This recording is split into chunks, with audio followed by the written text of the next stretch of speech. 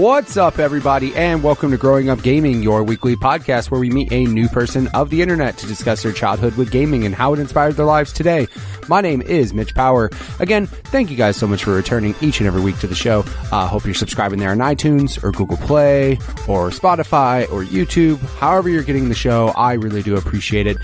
This week on the show, we have our guest. His name is Sylverstone Khandr. I met this man with the help of Twitter. Everybody just being very nice and sharing the love and telling people, hey, you should get this guest on the show. So I reached out to him and he was very nice enough to be on the show. A little bit longer episode than normal, but it's actually really cool because I learned a lot about him that I had no idea about, how he moved to Jamaica and, you know, how the gaming culture there is different. So we got into a pretty good conversation, but I'm super glad I was able to have him on because this is the whole reason I want the show. I want to get all these different stories and hear all these different perspectives. So if you guys want to be on the show just like he was, go ahead and send me a tweet at MitchPower1116 on Twitter or at the podcast Twitter page, which is at GUG Podcast on Twitter. Without further ado, let's get things started with Sylverstone Khandr. Do you remember what initially got you started playing games? Was it a family member? Was it a friend? Was it some awesome thing you saw in a mall, like kiosk or something? Like, what initially got you started? Like, what got me started in games was actually my brother and sister. It was, I think, like summer, like 97, honestly. Like, I don't know how I remember this, but I remember it was like summer. It was hot as hell. There's a Nintendo 64 in the living room. They're playing a game, and then my sister is getting her butt whooped. And she's like, do you want to play? And I was like, yeah, sure. And the game on screen is none other than GoldenEye 007. So, you know, what am I supposed to do? Like, I just like fiddle around with the controls. My brother just completely just destroys me, and I feel like the spark just kind of like continues from there. So that was like my first taste of like video gaming. So, I mean, so obviously your brothers and sisters are older. Like, how much older are they? Like I say, like a couple years older. Like, I'm the youngest out of my family, and so more or less I was always like the younger kid, more or less. Like, I was the baby. Everyone just like treated me as like, you know, he likes all the younger games, like, and all that stuff. Yeah, I mean, as far as it goes, because I mean, with older siblings, I mean, the cool thing is the barrier to entry for gaming is a lot easier once you're the younger kid, because most of the time, I mean, unless you're the one who starts it, but if you have like older siblings that are into gaming before you, that's a lot easier because they kind of did the hard work to get your mom or your dad or whoever to convince them to buy it. So at least it was kind of cool. GoldenEye, though, that's like a throw you in the deep end of the pool type of like startup. It's like, hey, you want to learn how to play games?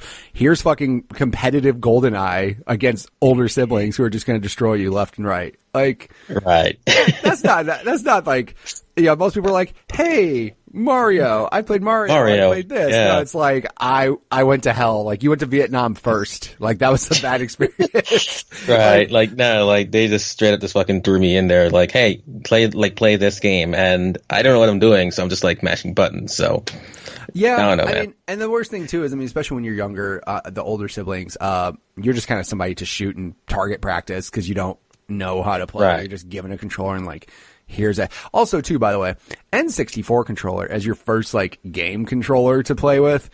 That was confusing for people who already fucking played games beforehand. So like, to give somebody an N64 controller, go figure this shit out as your first controller. Yeah, that's even rougher, man. Like, I don't know. I'm like, I don't know how to work these controls. Like, it's like, do I have 3 hands? Like, you know, yeah, dude, like for real. I think everybody when they saw that controller were like, they're just fucking brain broke. They're like, what do we do? Like, I don't get how to play this. I mean, it was weird because like I remember with the N64, like certain games used the D-pad and didn't use the analog, and then there were some games that were analog. And I almost want to say there was probably some stupid game that held the D-pad and analog instead, like some I don't know. It's just such an odd controller. But again, what's funny about Nintendo is they always make their games work with the controllers so perfectly. Like Mario 64. Yeah, Mario 64. Any of the games like where they have some weird thing, like the GameCube controller with the big ass A button. You're like, what is this about? But then Nintendo was like, no, A is your main button for every goddamn game we're going to make. And it worked out well. Like, you know, imagine playing Smash, like Smash Melee and stuff, A button being normal size. It's not that, you know.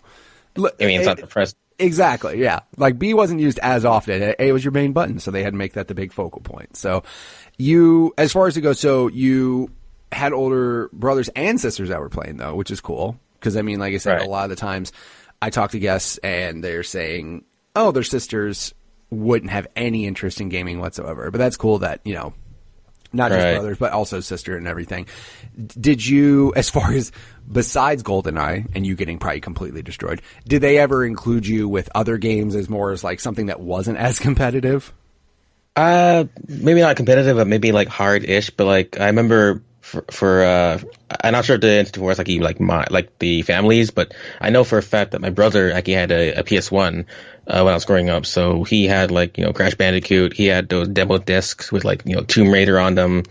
So I remember playing those a lot with my brother at the time. So Crash Bandicoot, I guess Mario 64 was around since we had the N64. I think again might have been a friend's. I'm not too clear on who owned it, who owned what, because again it's very hazy to go back all the way to like 97, 98, like those times.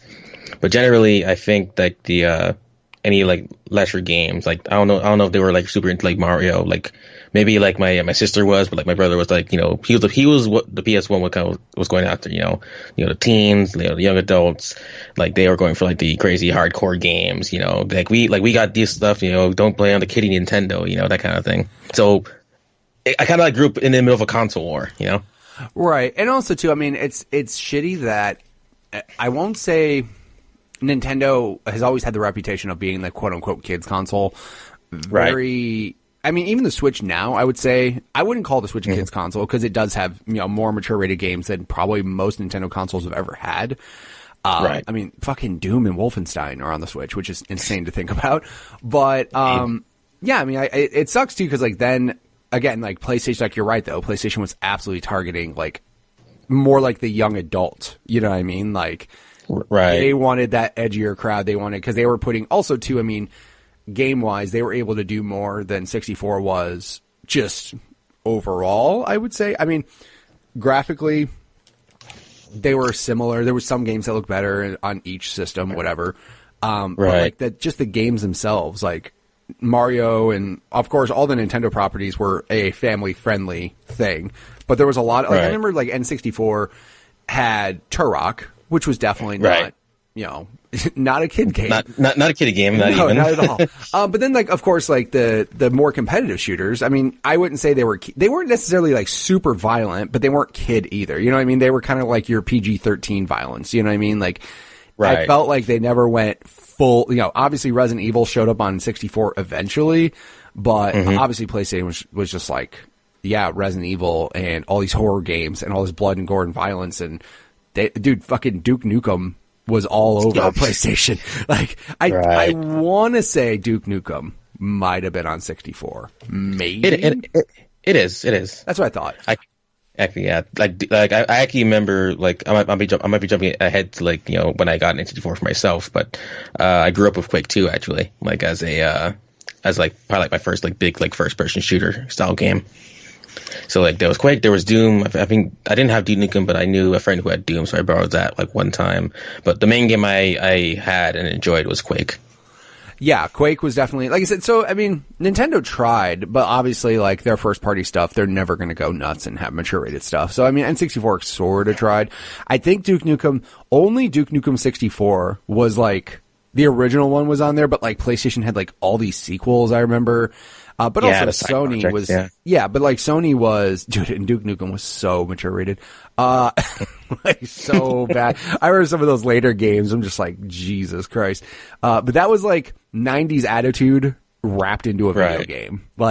Obviously Duke Nukem, if it came out now, would be a PR nightmare. And I mean, Duke Nukem Forever came out. Yeah, but I mean, dude. I mean, a couple years before what's happening now, but it was still kind of old then, Yeah, I mean, when you play, it's weird because I feel certain things would get a pass, but then there's certain things that definitely wouldn't. Obviously now, being politically correct is far. I mean, even 4 years from now. Think back at shit that came out 4 years from now compared to now. There's certain things you can't say. There's certain things you can't do or show or whatever. And for them, Yeah, but also Duke Nukem Forever. I think even if it had the worst content on earth in it, the game was so fucking bad, no one played it anyways. So they probably had some horrible shit in the late game, and they were just like, we don't even want to play this to get to the point. Like, this game is really bad. But no, like, I mean, PlayStation definitely targeted that younger, teenage, young. I remember, because I had mentioned this on a previous show, the first person I knew who owned a PlayStation was my friend's dad. Not my friend, his dad. Friend's dad. Like, he was like, this is mine. Like, he was, and I mean, again, to like think of like a dad owning a video game console, because like my parents, what's crazy is there is a photo of my dad playing Super Mario Brothers with my uncle. I've never once seen a controller in his hand when I was alive. Like, I don't remember that. There was photographic evidence my dad played a video game at one point in time. I don't remember ever seeing it from when I can remember. But like, yeah, my friend's dad was like, no, this is mine. And he's like, I have this and Twisted Metal. And like I said, it was aimed at like that older demographic audience. So I remember seeing Twisted Metal and just going like, holy shit, this game is amazing. Like, look at all these cars blowing up. Look at all this like crazy characters and cars. I'm like, this is where I wanted to go. So, but yeah, I mean, like with you, what would you say was like your main console though? Were they kind of also too with your younger or your older brothers and sister? Were they very much like, hey, little kid, here you play this while we're playing the newest stuff? Like, were they kind of like not pushing you away, but like, yeah, like, how were they treating you when it came to that? I feel like they were like a lot, like maybe like a little bit nicer to say, because like again, like they're like trying to like be inclusive, but also when it was their time to play, like I'd be like mostly watching them. I mostly like I didn't get like my own console like until 2001 to be precise, because in 2000 I actually moved to Jamaica, to live with like an extended family, and my dad actually like he bought me a N64. Like the far orange one, like the really like nice translucent ones with nice. Yeah, like he got me that. I got like 4 controllers and a bundle of games. I think he like had some of his old games. He also had N64. Definitely like I guess like my dad and I guess your dad, like maybe you weren't able to see your dad like pick up a controller. My dad was definitely a gamer. That's awesome. So that kind of trickled down to me, because I mostly credit my dad as like the one who kind of got me more into games, because like sure my siblings were like, hey, like try this, but my dad was like, this is yours, play what you want, like that kind of thing. Nice. So when I got my N64, like I think like that's when I really started to like really get deeper into games. So games that I could like actively complete, games that just like show off to friends, like playing multiplayer, like in Smash Brothers. Again, Quake was like one of my favorite like games to play as a kid. Like most people may not realize that, but I still remember like cheat codes I used to use, because like for like better ammo or like low gravity. Like I remember having old like magazines that had like cheat codes in them. So that's also a thing. But generally, I guess like for the siblings, like they had their own things, but I didn't really get my own until like a little bit later. Yeah, I mean, also too, man. Like, by the way, getting handed a 64 with 4 controllers in games was like the greatest thing ever. Right. Like, it was fantastic. I was gonna say, because like I've mentioned it before, but like they absolutely like Nintendo pushed so goddamn hard for 4 players on everything. Like games that didn't even. Games that shouldn't have had 4 players had 4 players just because the controller, like, that was just a big thing, because especially after, like, GoldenEye and Perfect Dark, how, like, obviously there were games that were 4 player, there was Mario Party, there was Smash, there was other games, Mario Kart, but, like, they like, I won't say forced, but they pushed hard on 4 players. Like, so much. But also, too, that was the thing that kind of separated them from PlayStation, because... From PlayStation, right. Yeah, because, like, I played PlayStation. I never got my sister got a 64 later in the life, which was weird. My sister out of nowhere, who wasn't into video games, was like, I want a 64. So she got that like see-through green Donkey Kong 64 one. Right. And like, I played PlayStation all the time. And it was funny is like, I played with friends, but like most of the game experiences I had during that era was like Resident Evil, Silent Hill, Metal Gear, just taking turns with my buddies. Like, we'd go over my friend's house, play Metal Gear, and just, like, stay up and watch them playing it. And then, like, okay, I'm done playing here. And we just pass the controller back and forth. and then if you die in a boss battle, you give it up or whatever. Like, you give it up, right? Right. So, I mean, like, that was more or less what I did, but I never really got to experience, like, 4-player 64. Yes. Yeah. Only when I went to a friend's house and we played, like, No Mercy and, like, WrestleMania 2000, because those games were the fucking truth. They're so good. Funny you mentioned No Mercy, because like I played that on stream recently. Nice. Like, I did. Like it was an emulated version, but still, like I remember like just talking about like how I used like when I used to go to school, like when I was in the city, like going to school. Every morning I go over to my friend's place. Like he has his N64 there. We're either playing Mortal Kombat Trilogy or WF No Mercy. We're talking about what happened last night on Raw, or Nitro, and then we're just like playing No Mercy or whatever. Like it was good stuff, man. Like back when like the Attitude Era was like in full swing, like when wrestling was like more socially acceptable. You just like like I remember like playing like a lot of No Mercy. It was just good stuff. Like trying to like reenact the matches you saw like the previous night or whatever. It was good stuff, man. It's so funny because like those. I mean, I was fully. Attitude Era was like the greatest thing ever, and I mean wrestling was everywhere. And It's funny now because like wrestling's more accessible and everything, but like ever since like now it's like PG, everybody's like, it's not as good, man. Stone Cold and The Rock and just all the crazy shit that was going on back then. But like I remember, again, like that was, and it's also, I've mentioned this before too, but like think about this, like literally 2 companies made completely different wrestling games. Like N64 had that style of wrestling game, and then PlayStation had a completely different, they had the SmackDown and all that brand, but like gameplay was so different. It was completely different. How the moves were, the controls, everything. And like now you couldn't even think of that shit happening. Like, it has to be the same. It has to be uniform. Like you can't have those types of games nowadays, but N64, that whole style, and it's funny because like so many people love that style of gameplay that they've made games later. Like recently, I think there was a game that came out, like a wrestling game that was in that style of like N64 style grapple and all that. And I'm like, that's amazing, because that obviously shows you how good those games were. And even if you didn't like wrestling, it was just so ridiculous to play. Like fucking smashing a dude in the head with a chair over and over and over is just fun. Or like ladder matches. And I played wrestling games lately. I played one of them, I think it was 2K16 or something, became free with Games with Gold. And like that popped in my head. I was like, holy shit, I'm going to go do a tables, ladders, chairs match. I'm going to go do all this. And it just wasn't as fun. Like, I don't know what it was, but like, I just had way more fun back then playing them for some reason.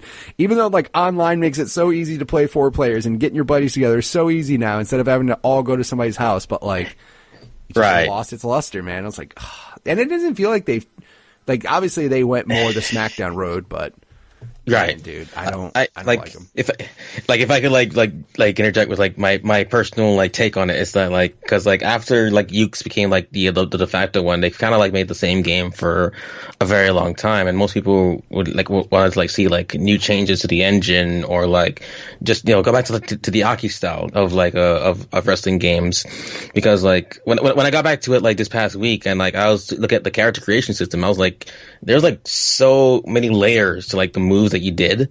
Like I was instantly overwhelmed, because I remember like my character is like he's still there, which is like surprising, because I thought I lost my character ages ago. Like I dressed him up in like DX gear and everything, but like all the moves that I set up for my character, because I think I used the stunner as my finisher, like all that stuff, like I made mine like like a fighting character, like a shoot style character, like, and it all like just like meshed so well. The moves I did. It's really like crazy how I guess like wrestling games now don't have that sense of flow. Like I can't really like say put like 2 like CPUs and have them wrestle, because like in the new games they kind of like feel kind of stiff, I guess. Right. But in the old games, like it felt almost like watching a show, but like I mean the AI does its best to like kind of like replicate like some great moves. Like I've had some moments just watching like playing it where like I'm honestly just take like my breath taken away. Like actually the last big thing I remember doing with it was I also like run a Switch and play a Switch meetup group in the city. So one thing we did like a whole like 90s party. Nice. Like I think this is back in 2017, and I had the great idea of doing a WWF No Mercy Royal Rumble. So I Like, people, yeah, full on. Like I had people sign up. You get your numbers. When your number gets drawn, you step into the chair. You got a controller. You go crazy. And honestly, the entire venue was just like eating that shit up like immediately. Like I was like, wow, like this game still can still go after all these years. Like it's really insane. Like looking back at like how the wrestling games of old still just completely kick the ass of like the wrestling games of today. It's weird, yeah. Like just that again. I don't know if it's nostalgia or just. I mean, it's part nostalgia. It has to be, right? Part nostalgia, probably. Like I don't know, like part nostalgia, but also like I feel like they were just like technically superior in a way. That's like they knew what they were working with, and I feel like they had a dedicated formula that just worked, because they assumed that that people would want to like make their own wrestlers, so they made a very deep system where they would really customize everything, personality wise. Would they carry weapons to the ring, that kind of thing. Like I feel like they really honed to those senses that people would have, and now it's just like, well, we're all just like using these models, and sure, it's just like real life because like the graphics are better now, but right. I don't know. I feel like it lost something along the way. What's funny is like I remember it had to be like 2 years ago. There was some like article, I want to say it was like Polygon or Kotaku or something, how they had mentioned that like they haven't even upgraded the engine from like the PlayStation 2 or something. Like they haven't done shit. Like they have not. And all they've been doing is like making it prettier, and that's really about it. And they like they were basically saying how there's no real incentive for them to like reinvent the wheel because they're doing this and people are still buying the shit left and right. So it's kind of just like, why fix it? Why give a shit? Like, obviously if sales dip, then they're like, oh shit, we got to do something. Like we got to spice it up and make something new. Right. But the only thing I will say I don't miss though, and now you mention it, is when you get a new wrestling game and that first night when you go to spend the night at your buddy's house, you're like, all right, cool, we're going to go play this. And he's like, cool, I'm going to create my wrestler. And then that SpongeBob thing comes up where it's like 4 hours later. Like, all right, cool, I'm going to go do my moves now. And I'm like, you motherfucker, like, what are you doing? You've been creating, you have made a logo so precise that you want it to be this, this, and this, and this. And the color of your hair has to be this shade of purple or whatever the fuck. And now you get to go choose your moves. That was the only thing that was frustrating as shit. Cause like, especially if you rented a game, you got like a weekend with it. You're like, we don't have time for this shit right now, dude. Like, let's get a move on. We got to play some matches. Just pull up a wrestler. Let's go. Like, get your shit together, man. We didn't buy this. We have this for a weekend, dude. Let's go. What are you doing? More or less. Right. But now, and again, like, you're right though, because now you can, like, I loved it when it was not as many options, right? So it was like, create a wrestler, create a moveset. Yeah. And then like create an entrance and stuff. But then they were like, create a pay-per-view, create this, and then they're like, if you go to create, there's like GM mode. Now there's like a create a menu where it's just like fucking 47 things you can create, and you're just like, Jesus, like it's just create a ring, create your own Titantron. Like there's like a lot that they've like kind of thrown in there. Like, I mean, back then it seems cool because like we wanted more features, but like overlaying these types of features on a core game that hasn't changed in like years, like feels very hollow, And I would love to say, hey, I wish there was like some better competition. Like the last like wrestling game I remember playing that's like recent is Fire Pro Wrestling World. Right. I got that on Steam recently. It's pretty decent. I haven't played many Fire Pro Wrestling games, so the style of it's very different, very alien. And I always wish for the Aki style games to come back, but I'm not sure if you are aware of this, but Aki, they do technically exist still. But do you want to know what kind of games they're making? I have no idea. Are you aware of a Nintendo series named Style Savvy? I have not. Well, it's a fashion game where more or less like it's more geared towards girls and I guess like women, so you're more or less like putting on like fashion shows and stuff. The same developers of that game were the developers of WWF No Mercy. Jesus. no, like I keep telling people like they're like, no, you're lying. I'm like, no, look up Sin Sofia, and they'll say these guys were once Aki Corporation, and it blows my mind every time when I realize the degrees of separation from WWF No Mercy to freaking Style Savvy, and I'm like, wow. Like, not to say that they've fallen far, but like, damn, they're like, you know what? Like, they got the license, they got to do whatever the hell they want. Like, we're gonna do our own thing, and eventually, Nintendo got them, and they're like, you know what? You're gonna make fashion games for us now, and I mean, they still make money off that, which is, I mean, it is a popular series among women, but like, man, it feels so weird to like consider like from wrestling to fashion games, like that's a very big leap. I mean, again, like it's like. If people still buy, I mean, if people are buying it, dude, people are going to do whatever. Like, sure, again, it's the same thing. Like, look at the new wrestling games. Like, there's no reason for them to want to improve or change anything when people are still buying the shit. So if your people are buying it, my favorite comment in the world, hands down, was Bethesda when they were talking about Skyrim, and they were so. Pete Hines, I think his name is, he was so fucking honest because he was just like, if you don't want us to make Skyrim on everything, quit fucking buying it on everything. And it's true because, like, literally, every time a new console comes out, there's a joke. Oh, let's put Skyrim on it. But it's like, you don't realize, like, they release Skyrim and it's a joke to some people, but people buy the shit out of that game still. Skyrim. And it doesn't matter if they remaster 4K, Game of the Year, this, and this.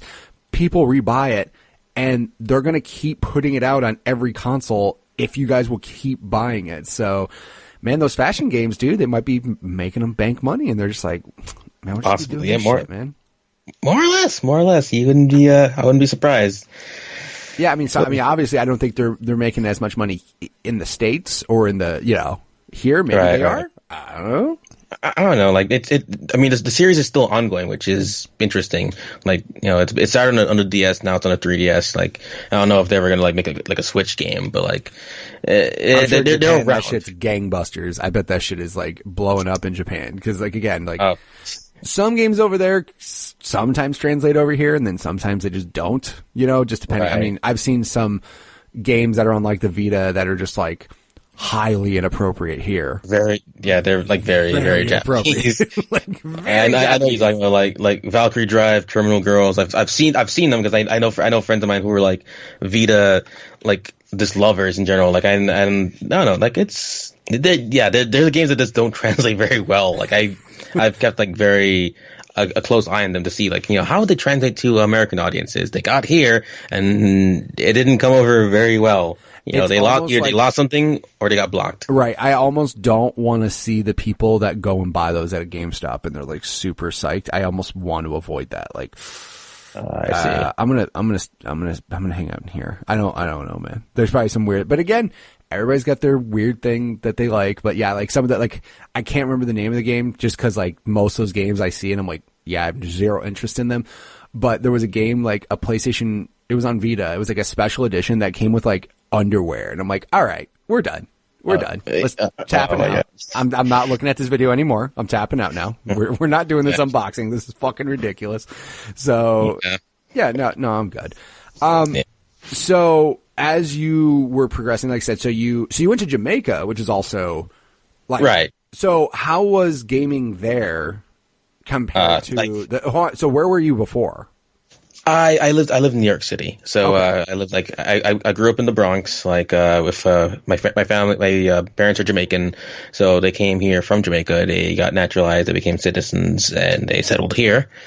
My siblings were like, they're already born in Jamaica, so they came with them. I was the only one of my family that I remember, of my immediate family that was born in New York. So I more or less, like, when I went there, like, it was more like meeting like a whole other part of the family I didn't get a chance to know because like maybe they knew me as a kid, like, or like a baby, but I don't really remember them until like, I came back there. I was like 7 years old. So, and they're like, do you remember me? I was like, sure, like, I remember you, like, but obviously I don't remember many people, like, I'm like young, like, how am I supposed to like remember all these people? But regardless, same thing, like when I got back, you can't remember family. Like, I went to West Virginia and my family was like, oh, I remember you. I'm like, I have no clue who the fuck you are.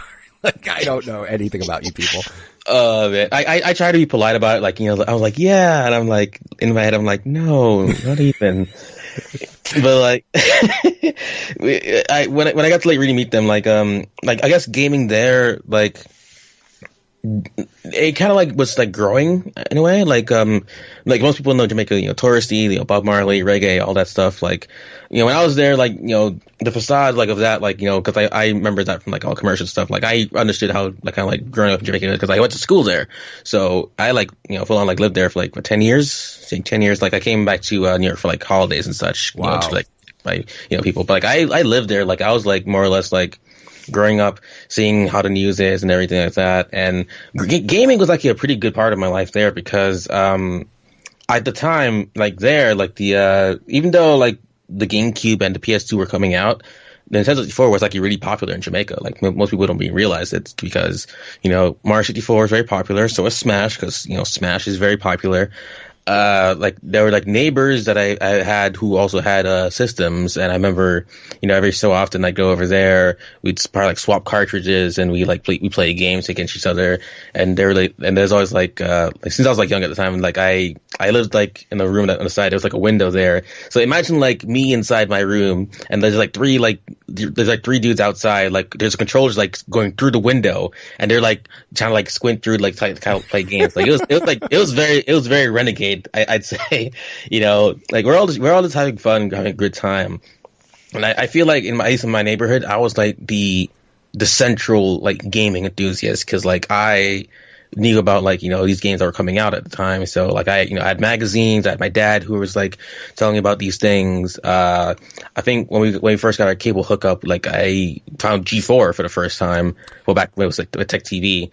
And, I learned more about like games that were like being made, or I learned about E3 and like all that stuff. So, I guess gaming just like started to build up for me. Like I was always the one who brought in like the newest thing. So like when the DS came out, like I was like the first guy in my block, like I think the only guy on my block to even have a DS, because everyone had like the Game Boy Advance or the Game Boy Color. Because like Pokemon was also like a very popular thing in Jamaica as well. So Pokemon trading, link cables, all that stuff like that was there. And I'd say like Nintendo was definitely very well situated there, but also people also had PS2s because like GTA was like another like really big game that came out, and that also like really hooked into Jamaica as well. Like I feel like when I compare like the gaming sensibilities of America to Jamaica, like nowadays, since internet culture is kind of like built up, they've like mostly like linked-ish. But like back then, like I almost felt like I was like in two different like areas. There's like definitely obviously like all the games come out here in America, like people know what's up. But like in Jamaica, like it's almost like a different kind of like place. Like where games like time almost like time doesn't exist in a way. So like when a game console just starts showing up out of nowhere, like it starts showing up out of nowhere. So I remember when I first tried a PS2, I think my friend had Dragon Ball Budokai on it. Like I just think it was pretty cool, and like after that moment, like after the first time I played it, like then suddenly PS2s started to come around a bit more, and like there's a nearby friend who had a GBA with Pokemon Ruby on it, and then suddenly everyone has a Pokemon with Ruby and Sapphire and Emerald, and they have GBAs. And also one big thing that people probably like will realize, emulators were very, very popular at the time.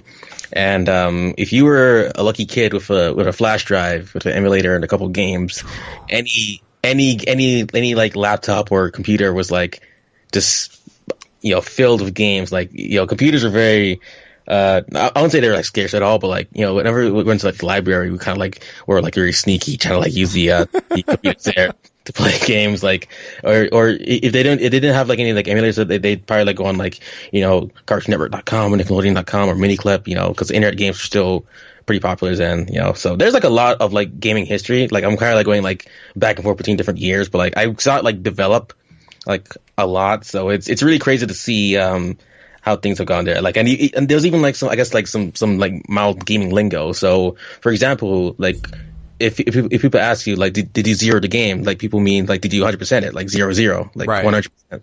Like that was like a thing that always like was always like repeated. Did you zero the game?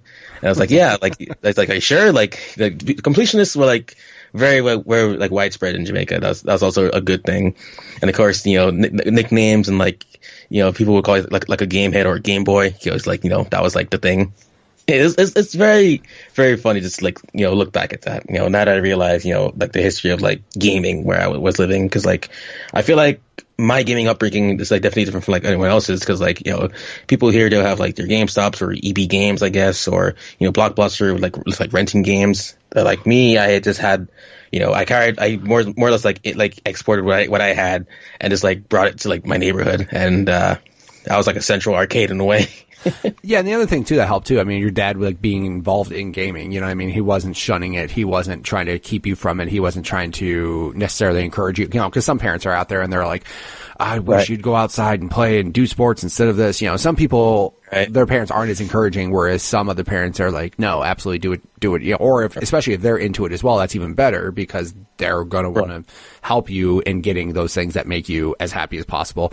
My favorite thing too is it seems like, obviously, like the internet has made everybody aware of everything, right? Because when the internet wasn't around, you just kind of had access to what was in front of you, right? If you had gaming, I talked to some people in different countries where gaming magazines weren't even like a thing. Like they weren't there. So, what's funny is like in the States and stuff, like obviously we had Blockbusters on every fucking corner ever, like everywhere there was Blockbusters. And then, obviously you had your GameStops, which were like Funkoland and Babbage's or whatever the hell it was called. KB Toys or whatever. Toys, right. You had Toys R Us where there was a goddamn wall of NES games and all these games where you could just stare and like freak out. But like, obviously what it sounds like in Jamaica is like you were saying, like handing controllers between houses, and like it was definitely more like a community thing, which is awesome because, like I said, in that way, like I did the same thing similar in my neighborhood where like during Christmas time, it was like, cool, you get this game, I get this game, I get this game, and like everybody was like picking a different game to get so that way we could all play these different games together. Because eventually Christmas would happen, we'd get our presents, and then the rest of Christmas break was spent going to everybody else's house playing everybody else's shit. You know what I mean? That's like basically what we did. So I mean, it was, it sounds like, exactly. So I mean, it sounds like that's a similar thing in Jamaica too, where it's like, you, especially with your dad being as into it as he was, like you getting more stuff. Also, you going stateside and seeing shit that they may not have been aware of and bringing it back, like. Right. That's a huge deal. Obviously, everybody knows everything now. The fucking internet's like, like you can't. Sorry, you can't. Like you can't hide anything. Like I remember the first time I got to experience like Jamaicans being exposed to like say like memes, and I felt like I was like just weirded out the first time. I was like, wow, like I left Jamaica like in 2010. Like I graduated from high school and I left, and like I remember like looking up like like what my friends are doing on Facebook or whatever, and I see like I see them sharing memes. I'm like, what the hell's going on? like memes are a thing in Jamaica now. Like everybody discovered that font set on a picture and lost their fucking mind. Like it was like, oh my god, honestly, dude. Ever. It spread like wildfire, honestly, and it's really just something special how the internet kind of like brings people like that together, But it definitely for Jamaica it took like a long time to kind of like build up, So I guess in time, it was bound to happen, but like I guess in my time, like it was just like steadily like building up more or less. Right. Well, I mean, the other thing too is like I said, I mean that's one of the reasons why I love talking to people about their experiences, because like I said, I had no clue that you lived in Jamaica for that long, and you again, like there's just such a different experience there compared to I grew up in a lot of people have similar stories to what I have. Is like grew up, had friends, played games, but then when you talk to people who are in different countries, especially pre-internet days, that's where shit's like way different, because it's just like, sure, if you live any country, minus your country straight up banning games, like Australia straight up like, no, this guy not come to this country. Refusing classification, all that stuff, right? Like that type of shit. Otherwise, everybody has access to everything because of the internet. But like like during that time, pre-internet gaming there, like who the hell knows like what all they had access to, what they knew about. Also too, like consoles, like were they able to easily get the new consoles when they came out, or were they hard as shit to get because of importing and Yeah, whatever. Right. Like, I remember somebody they were talking about in Brazil, like some tax in Brazil of like exports was so fucking crazy that like they were like, yeah, new shit came out, but it was so expensive to get that wasn't even a thought. Like that wasn't even an option to get. So like they were talking about that's why FIFA came out for PS2 until like a year ago. Right, yeah, because like I mean, there was still a market for like the old PS2 games because no one wanted to upgrade because like the console prices were like so high, so no one wanted to like really like do that. Exactly, yeah. I'm looking, I swear to God, I think it might have been like FIFA 18 was still on PS2 or some shit. Like, or it was Pro Evolution Soccer or something was on PS2, and I'm like, dude, get the fuck out of here, dude. That's insane. Yeah, 2014 PS2. Pro Evolution Soccer 2014. I think that was officially like the last one. I think it was the last official PS2 launch. And shit came out in 2014. Like, wow.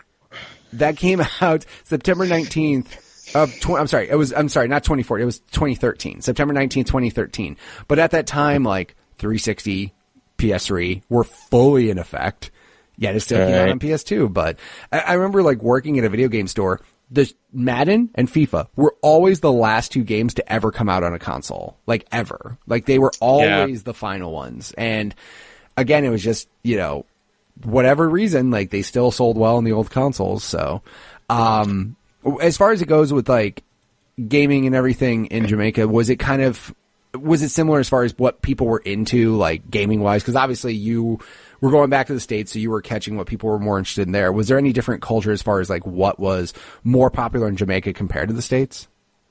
I'm not that I could get like a proper read on, because like I guess like a lot of the popular games were just like there. So again, I'd say like GTA was like probably like the most popular like third party game that was in Jamaica as far as I'm concerned, because everyone knows Mario, like that's a given, but most people like play like a puzzle game like Tetris, because like Tetris is everywhere. But like I feel like GTA was like the one, because like they also like had like reggae music in there, or they had like Jamaican characters that were in GTA. I remember in GTA 4 like they had a Jamaican character in there, and so like a lot of people like really appreciated that kind of like cross of culture, so I think that was like definitely the preference. Like a lot of like more like I guess like T to M rated games were like very, very well scouted, because like everyone kind of wants to show like how mature they are, from a young age, that kind of thing. Right.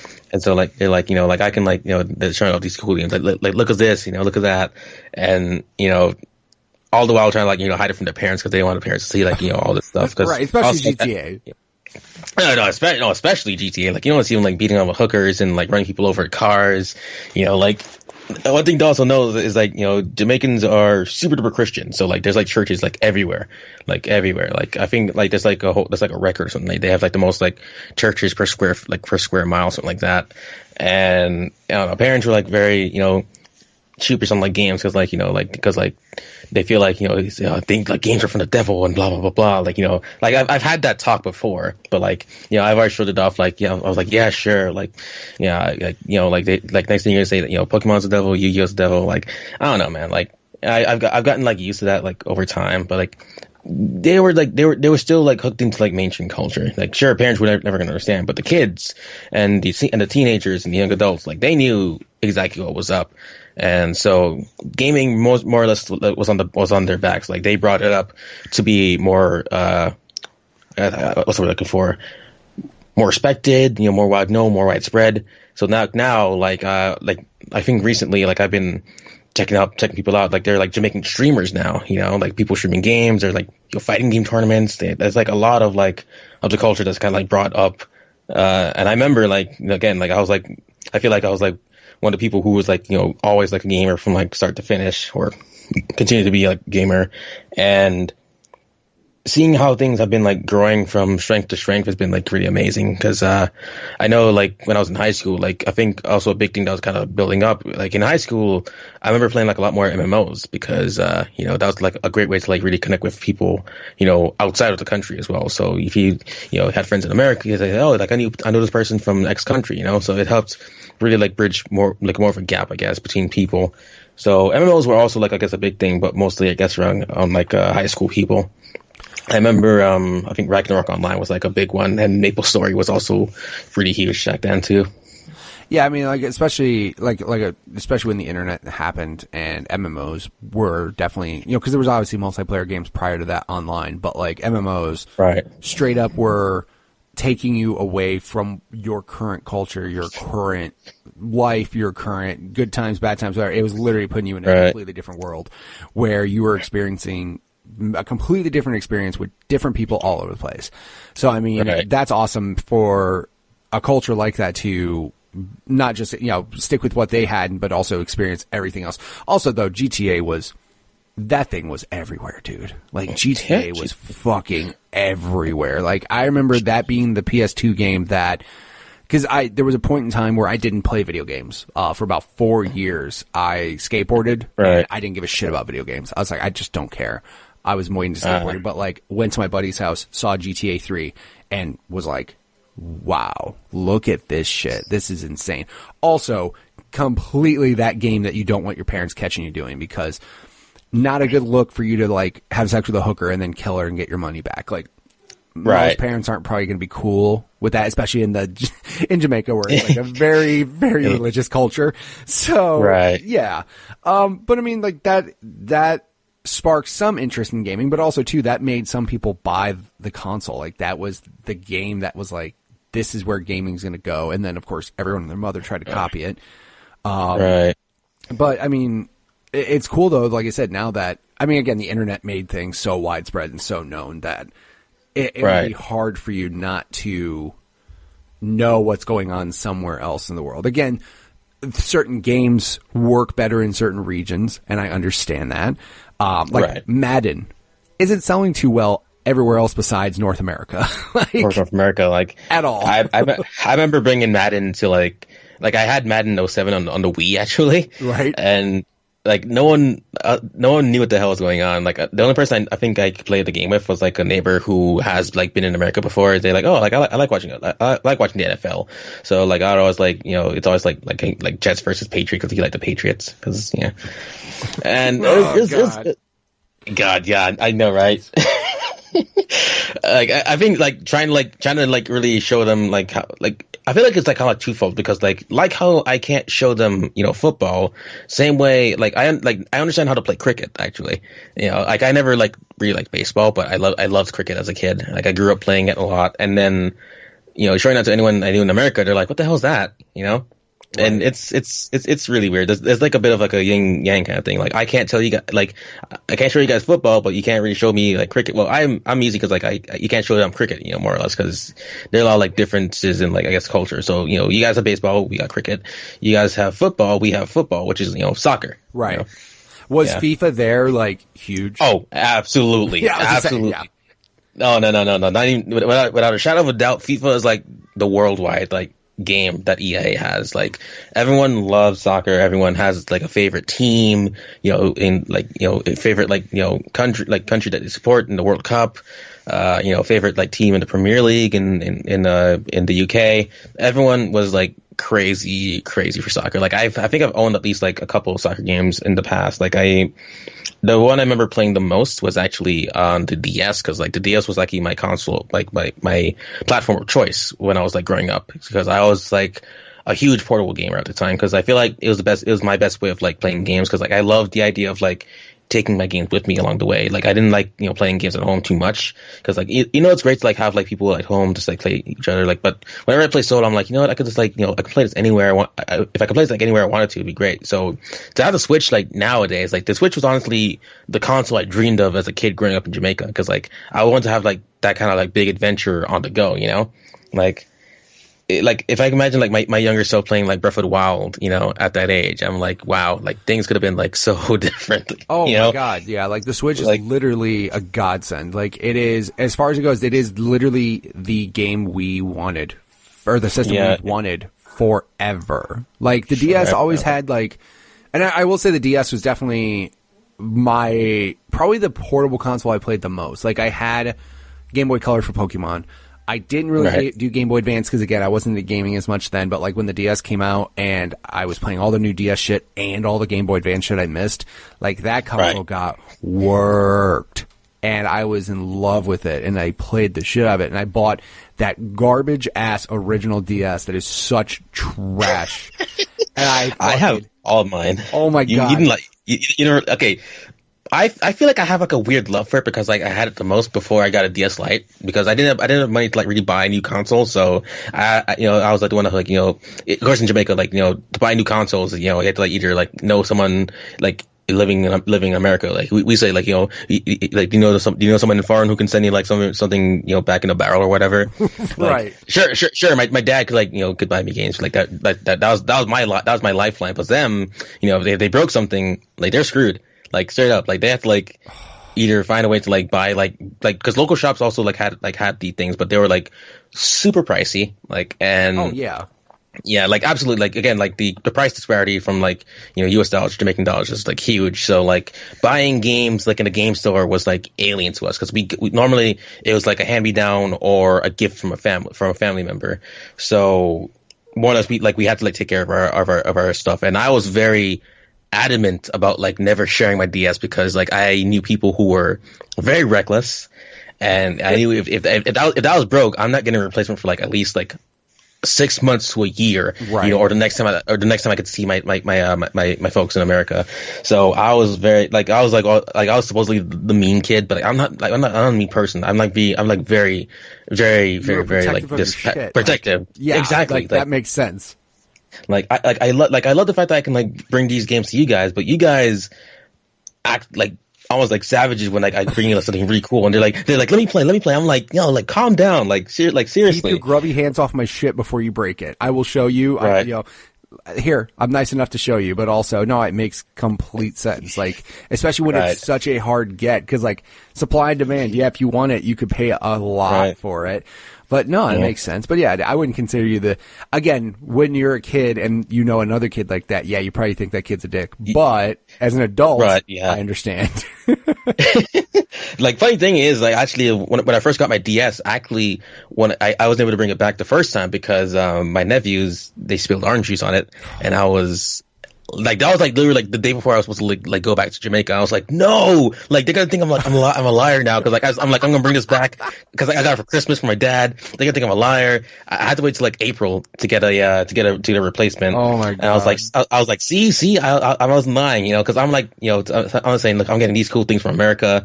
That was like. Most people like knew me as like the American boy because like I was like I still had my accent then, so I still had like my American accent then. So so I was like the Yankee guy more or less. So funny. No, I swear to God, it's real. I had it in my hand. Like it's real. Like I had it in my hand. Like I showed him like the pictures, but I was like, it was insane. Like just like the pressure to like live up to the expectations, and. They're like, hey, where's the DS? I was like, oh, I don't know, like, something happened. It's like, what happens? Like, I told them the story, and they're like, that sucks. Like, and you can feel like in the back of they're like, oh, this guy's a fucking liar. Like, this is full of shit, bro. You guys exactly right. Exactly. Like I had a lot to like kind of like live up to, Just if like I'm like one kid who always lied and says his uncle works at Nintendo. His uncle works at Nintendo. yeah. Likely story, bro. Yeah, you got a DS. And it was awesome. You play Mario 64 in the Go? Yeah, right. Like, no, I swear to God. I'm glad I was never that guy. Like, to be honest, like I was very, very honest about like where I came from, and like I didn't have to like lie about like where I came from to like be liked by people or whatever. I feel like that's like a cool thing. Like, sure, like I was always like the game kid, but also like I had legit reasons to like have games. My dad bought me games. I didn't say, oh, he worked at Nintendo. Like, technically right. Though, I will say this. At the time, my dad did work across the street from Nintendo World, actually. Close back enough. When it was the Pokemon Center. Yeah, so he was. I was like, he could go down there right now. He called me. He's like, oh, Junior, they have this thing in the store. Do you want to get it? I'm like, yeah, like get it. Like, that's awesome. Like why asking me for it? Because like I think the first time I went there was with the coworkers, and this was back when it was the Pokemon Center, and right. I picked up something called the Pokemon Mini. So it was like a little like mini console, and I remember bringing that back, and it was like really fun to like share that with people. I feel like that was the one thing I could share with my friends, because like it was very small and it's very like petite, but also it was actually very very strong, because like if it ever like fell or anything, it was very. like Nintendium, like Nintendo strong Nintendo portables are fucking notorious for being like, throw this thing off a building, flush it in the toilet, and it'll turn on and it'll be fine. Yeah, and my original DS went through some damage, dude. Like, I'm surprised it's still properly. Well, I guess nowadays the top screen doesn't work anymore because the hinges like eventually broke. But that thing like survived a lot of like wear and tear and abuse and times where I got taken away because like, my grades were slipping, but like, forget about that. But, it's been through like a lot. I think it wasn't until like, I guess, a couple years after I got the DS Lite. I was rocking the fat DS more or less. And I think my friend, like, he got a DS Lite alongside his brother for, like as a gift, but he was like, I wanted a PSP. And he was like, like, do you have like money? Because he was gonna sell it to me, so for like really cheap too. Like, I forgot how much they were going for at the time, but he like said, hey, like, you got like fucking $80, which I did have. Like, yes. I was like, yeah, like snap that shit up immediately. I was like, because I already needed it because like at the time the touchscreen was definitely giving us some issues and my hinges were breaking off. So if I had that would definitely like give me like a whole new leash on life, just like have these games to play anytime. And also like I wouldn't tell my guardian at the time because like if she ever took away my DS, I was like, haha, I have this other DS. Like you never know that I'm still playing games behind your back or whatever. Yeah, that's like, that's as a parent that's triggering, but because my son will do that shit. Like I'll ground him from his phone, I'll ground him from his stuff, and he's like, I walk in his room, I'm like, you still got your DS, don't you? And he's like, yeah. I'm like, God damn it, kid, just give me your shit. Kids are crafty. Kids are very crafty. Like, and I mean, like, I was never like a bad kid or like, but sometimes, But of course, kids get into shit and like, you're going to do some bad things eventually. It's not like you're a perfect kid and you're like, oh, I'm always good. I'm like, no, you're going to eventually say some smart mouth shit or you're going to get bad grades or whatever. Yeah, for me, it was like bad grades and always like telling like little lies, just like because it was like the easy way out. Like I learned my lesson from that. Like I don't not that I don't like lie, like like little white lies, like I don't want to do this because I want I want to sleep a little bit more. So I want to go to work or whatever. But like generally, I try to like be like honest and just like be straight up, be real, and just like like I had to like talk to my niece because like she was like being sneaky because she wanted to like borrow a thing. I was like no, she had to go around me. I was like no, like you were lying, go away, like that kind of thing. Because like I didn't want her to like touch my stuff. That still like carries over to this day where like my room is literally like no one allowed in here without my permission, like not even like my mom or whatever, because like I still like I'm around with her because like she's like always like working on the clock and everything, and I'm trying to like maintain things around the house as well because like I work my own job as well, right? And on top of like streaming and doing like my own like my art stuff, so my room like as it is more or less like my entire like life in a way, right? So like everything is like contained here. So and if anyone like disrupts anything, I'll know like immediately. Like I'll know someone like touched something. Like if anything's like this slightly off, I was like, who's in my room? Yeah. Well, I noticed this is tilted slightly 12 degrees to the left. What the hell? Who is in here? Right. I'm kind of like that. Like I have my own space, quote unquote. Like I have a game room that my wife calls it. When me and my wife bought our house, I literally told her, I don't give a single shit what you do about anything in this house, what color you want to put on the walls. I don't care. I want this room. I don't care about the rest of the house. You can do whatever and I'll support everything. Leave this room by myself. Just let me have this room. And now it's kind of like I work from home. So like I work here. All my games are here. I podcast from here. Like this is literally my room. So yeah, like, and I mean, again though, my wife agreed. She's like, I get the whole rest of the house. Sure. I don't give a shit. She's like, sure. Every time I feel bad though, because every time she'll ask me, she'll be like, what do you think of this color on the wall? I'm like, I don't care. And she's like, but you have to live here. I'm like, I know, but the difference, I don't care. Like, I do not care. Is it going to my game room? And she's like, no. I'm like, I don't care then. Do whatever you want. Exactly. Really like that's outside my jurisdiction. Yeah. Like here's the boundary. If you're going to stay within this, out of that boundary, then we're good. But again, like, at least she's nice enough to ask my opinion. She could do some ridiculous shit, and I'd be like, I guess I have to live with this because of the agreement when we bought the house, but at least she's very nice enough to do that. But yeah, I mean, it's so funny because like, I just think about, when you mentioned like kids trying to be like that person or like make up lies and shit to like do that. I remember as an adult, okay, I had a guy who I worked at Best Buy who I will not say his name. he like bragged a lot about game shit. He's like, yeah, dude, I've already beat GTA 4 and it wasn't out yet. And I'm like, what? Like, what? What are you talking about right now? Like, what? Like, he sounded like that kid at school who was like, my uncle works at Nintendo. He's like, yeah, man, I've already beat GTA 4. It's pretty awesome, man. I'm like, it's not out though. I mean, it's not out. Like, there's no leaks of it. Nobody has it out there. Like, what are you talking? No, man, I already beat it. I go to his achievement list. It's not there. like I'm like, hey, stupid. We have ways of checking this shit now. And I remember calling him out like, dude, you didn't fucking even play GTA 4. It's not on your achievements list. And I'm like, dude, don't ever do this again. We're adults. More or less. Like, shit. Exactly. Like, you don't need to do that. Weird flex, but okay. Like, why are you talking like that? What are we doing right now? So, like nowadays, it's easy to like point that out. Like back then, like it was like always like word of mouth. So maybe I believe them, but like, there was always like that skepticism that was like still in the air. Obviously, you do that shit on Xbox 360 when I can go and see your achievements at any point in time. Stupid. Yeah. Like, hey, I can see everything you're doing. So Jesus. Do that. So eventually, as you're playing, like obviously you're playing PS2, like did you get to a point when, like, and you said you had a Wii, so like, were you at a point in time when you started just like making your own money and just kind of like buying everything that you wanted, essentially? Like, well, so you moved to Jamaica, and when did you move back to the States?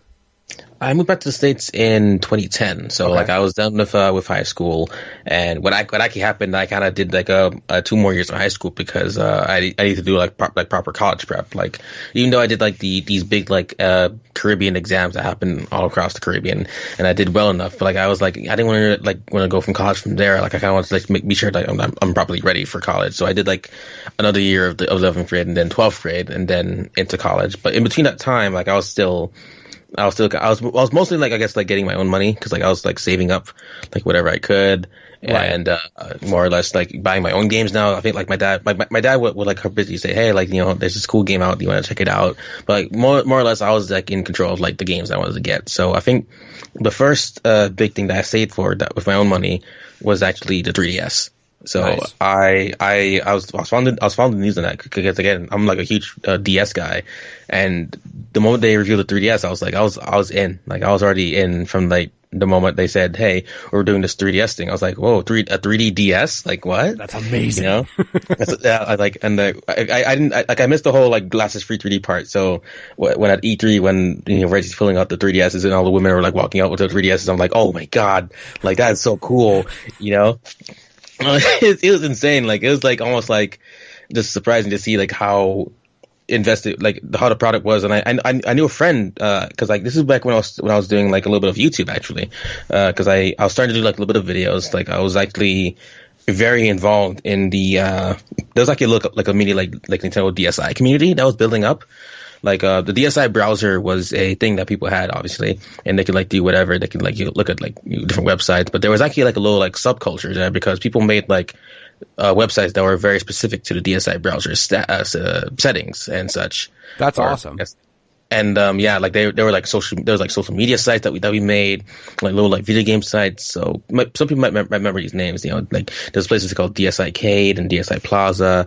The one I was at was called DSi Hub. So it was like a mix between like a social networking site and like kind of like a miniature games. Like it was still a weird functional site, but I feel like I got to learn a lot about like a lot of things that I do now. For example, like I was like a moderator, like just like there's like forums as well, so I understood like like I'm like the law, so like I'm gonna like watch you guys, make sure that you guys are all behaving. And it was interesting because I think like there was like a lot of like talented people like working these teams. Like there were like young programmers and designers and such. And it felt like a really cool community of like people just coming together for like, I guess, a common thing. Like we all love DSIs.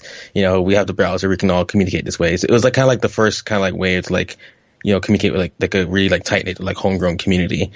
And like when I first like did it, I kind of wrote it up as like a kind of like a weird thing. I was like cool, like you do your thing. But like now I was like super invested, because like when I was doing these YouTube videos about the DSi shop, because like I was like I was always like buying like DSiWare because like I got the points cards and I put them on my DSi and bought the games and like maybe like reviewed them a bit. And it was a fun time, and I got to like know so many like I guess like Nintendo personalities through that. Like I remember getting to know Nintendo mostly because I had a chance to meet him through YouTube, and I always saw his videos, and I was like, I did my DSiWare videos, and it was like a nice little way to like kind of like just see how YouTube was going at the time, because back then, I guess 2009 2010, YouTube was very very different. I was gonna say, yeah, just slightly, right? Just not nearly as big at all. Yeah, like everyone with every random like average Joe with with a webcam and like any time of like they'd like edit could feel like they could do like YouTube stuff, and I was like fully on board with that because like I was like making videos with like my webcam and like editing in Windows Movie Maker, but it was a start definitely, but like I feel like it was definitely like a nice little like hobby to like work with, and so that definitely led to the whole DSi browser stuff. It was still really cool to interact with those people. I'm not gonna lie, you're the first person I know that bought any of the DSiWare shit. Really? Yeah, I played the DS stuff, but like I was more just into. That was also too when like a lot of the indie stuff wasn't popular. Like again, like, and I won't say I was that dumb kid who was just like, oh, indie games are trash because they're not made by a big developer or stuff. But like, I think it was just like, I think after 360 Arcade happened, like that's when people were like, oh, hey, by the way, these indie games aren't just like bullshit games. These are actually like really, like, some of these games are better than AAA games. But like I never really did any of the DSiWare stuff. I really didn't fuck around with any indie stuff until, like I said, later in like 360 life cycle when I was just like, oh wow, these are actually like good games. But no, I mean, and also too, Nintendo and online. Oh yeah, oh god, like just if there's anyone who knows a lot about Nintendo and online, like their online practices, like I dealt with that stuff like as a kid. Like I knew the hurdles of like doing with like with WiiWare and like very very small like file sizes and the online not being as good. I had a Nintendo Wi-Fi connector for my DS so that I could like do the online gaming. So I could play the Mario Kart online, dude. That was back when like Wi-Fi was like it was like fancy. Yeah. It was fancy. Cause imagine that shit, buying a USB adapter to plug into your desktop computer to play fucking Wi-Fi games on your DS. Cause like routers were a big deal apparently. I remember like McDonald's. I went to fucking McDonald's like free Wi-Fi all the time. Cause like they had some like deal where like, hey, we work with Wi-Fi. DS. And I was like, Mario Kart, Wi-Fi, let's go. And it was good. Like, for me, it was primarily Mario Kart and Metroid Prime Hunters that I played. Like that was like, and also I guess a little bit of Tony Hawk's American Skateland. I love the game a lot. God, huge fan of that. Tony Hawk's American Skate. Oh. Have you played it? So here's the thing. I love Tony Hawk games, but then they got to a certain point. I'm just like, no, just stop. Like I remember Underground 2 was like the last. Like no, I think it was actually American Wasteland. American Wasteland was like okay, but then they started getting like. Way too insane with it. And again, they went too much, too hard, too fast, too many games coming out. Yeah, like every year, more or less. Like for me, like the last like big one that I loved was American Skateland. I got Downhill Jam on the Wii because it was like a launch title. Right. And it was fun, but Project 8 was on the HD consoles, and I was like, it looked weird. And then obviously like things kind of like went down from there. Like I'll always like stand by my saying that when they gave the series to Robomoto, Tony Hawk just like died, like because like Neversoft got absorbed by the Call of Duty machine, and eventually they died. Well, they got absorbed more into like I guess into the other teams, and that was a very sad day in gaming for me because like those guys, like I love the Tony Hawk games a lot, and seeing them like die, I felt like a part of my childhood like died that day too. And I don't know, man. Like Tony Hawk was just never the same after that. And Tony Hawk games made me quit video games. Let's put it that way. Like fucking Tony Hawk video games made me realize skateboarding was awesome, and I quit video games because of Tony Hawk. So like that was the only game I played during like those 4 years. Was like again, I didn't care to invest in a new console, but if my buddy's like, hey, I have Tony Hawk 4, I was like, we're fucking going to your house tonight and playing Tony Hawk, and then going skating in the morning. Like that's what I did for high school. It was like new Tony Hawk game, skateboarding. That's it. Creating a park, by the way, speaking of creative shit from back earlier in our conversation, create a park, greatest thing in the world. Like, I was so fucking happy creating a park. We would spend hours creating a park, and it was so good. And then I realized how bad I am at creating shit when Skate came out, when like you could go insane. I still played Skate 3 to this day. Like, Skate 3 is fucking amazing. It's such a good skateboarding game. But my buddy will literally make the greatest parks in the world. And I'm like, just pay somebody. Like, get a job designing skate parks because you're so fucking good at them. Like, just do this for a living, man. And I was so sad when the skate servers went offline. I'm like, dude, I just lost all your parks. And I'm really fucking sad right now because he made amazing shit. And dude, those Tony Hawk games. But you're right though. It was like American Wasteland, I think, was the last good one. And then after that, like Project 8 was like weird because it was like that weird like slow-mo gimmick that they did. Yeah, like, oh, and my feet can do whatever and kick. Shut up. Just go back to the game. And then that poor fucking Tony Hawk 5. I saw a friend playing Tony Hawk 5, and I responded to him, if you really hate yourself, just talk to me. I'll help you. Like, what the fuck are you doing right now? Why are you playing Tony Hawk 5 right now, dude? What's wrong? You need therapy. If you're that sad, just go talk to somebody. Don't fucking play Tony Hawk 5. It's a terrible game. And I asked him about it, and he's like, every so often I get a fix for Tony Hawk, and it was the only one. I'm like, dude, I would have fucking went and bought. They're better ones. Yeah, I would have better ones. I would have went and bought a goddamn PlayStation 1 and found a used copy of Tony Hawk 1 before I fucking pulled out Tony Hawk 5. No, thank you. Funny thing about the whole Tony Hawk situation is that I remember not so long ago, well, probably like longish ago, probably like a couple years ago, I remember like very vocally saying on Twitter that the developers, I call it Robomoto, were the ones who killed Tony Hawk, and somehow I got a response from them saying we're sorry, and I'm like, huh?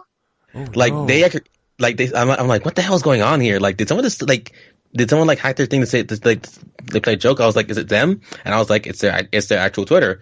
And I was like, what did I do? I think I ghosted for the rest of the day because I was like, what the hell happened? Because like I was cutting into them, man. Like, I was like, because I loved Tony Hawk at the time, and I was like, god damn, like why didn't they just fucking get the Vicarious Visions? I know they're doing Skylanders now, but shit, they made like the American Skateland, and that was like fantastic, right? And I don't know, man, like it could have gone in so many different ways, but like, you know, different trends happen, Call of Duty, Skylanders, whatever, and I don't know, like. Gaming just like things change over time. So that's the thing I kind of like realized. Like the more I grew up in gaming, the more I realized how trends kind of like come and go. Like now it's like, you know, battle royale, games as a service kind of thing. I'm like, cool. Yeah. I mean, there's always that, and then there's my favorite one that fucking started and died so quickly was the asymmetrical multiplayer, like 1v4 shit, like Evolve, and that started for an hour and then fucking died so fast. Like, so many people were coming up with those games like, oh, we're gonna do an asynchronous 1v4 multiplayer, and I was like, cool. And then literally like less than a year later, everybody's like, we don't fucking want that. And like no one like Friday the 13th was the last one that came out that like people gave a shit about, but like there was like three of them between that like got canceled. Dead by Daylight was one of them. I think Dead by Daylight is like the only one that's like still surviving to this day, but that's about it. Yeah, even poor Friday the 13th, dude. Poor Friday the 13th, yeah. That game just sucks because it just lost. They got basically sued for all the licenses. Like, so basically all of the Jason shit they couldn't do. Like, all the new Jason shit, they were like, we're going to come out with this update. Wait, lawsuit. We can't do any of that anymore. Never mind. Like, yeah, the weird thing about that game is like coming out for the Switch, and I'm like, can you guys still do that? I was gonna say, how? Like, I thought they said they couldn't even maintain servers or something. Like, they couldn't do. I think they said all they could do was maintain servers. They couldn't come out with any new shit unless like a Switch version was in play prior to the lawsuit. Right. That's like the only thing that I can think of. So, yeah, it's weird like that. Like, you know, that's how. Things can like change in an instant, like, and to me, I feel like for asymmetrical gameplay, like I feel like the only place I got that where I guess it worked was like the Wii U, because like I bought the Wii U like at launch because I was like, you know, I was still on Nintendo's side at the time, but like, oh my god, the Wii U and I have a very interesting history. Like I feel like that's also a good chapter in my life in gaming, because like not that I, you know, like now I like the Wii, I'm like wow, that was a time, but like I feel like I almost like consider myself one of the Wii U's champions in its time because like not that it was like, you know, a horrible console. Like I feel like it had good games, but like it came out really at the wrong time and it bungled up so much, and it just made Nintendo look like fools. Yeah, messaging was just rough. No, dude, there was so much. I fucking loved. By the way, G4, I fucking miss you. When G4, when they were doing like Adam Sessler when they announced the Wii U, that motherfucker right after it was done was like, is it a new console? Is it just a controller? Is it like no one knew what it was? And even Adam Sessler straight just fucking put his hands in the air like, I don't know. I remember watching the conference at Nintendo NY when I go there for E3s because like they live stream the conference there. Yeah, no, it's always fun to see the reactions, and I'm always like I love to be part of it too. But I went there for that E3. I remember it very, very vividly because I actually have a video up on YouTube that's still up to this day. That is a video recording of the E3 conference, and when they brought the Wii U name, we were all like, "What?" You know, because at first I'm like, collective, what the fuck did I just see? Like, what the hell?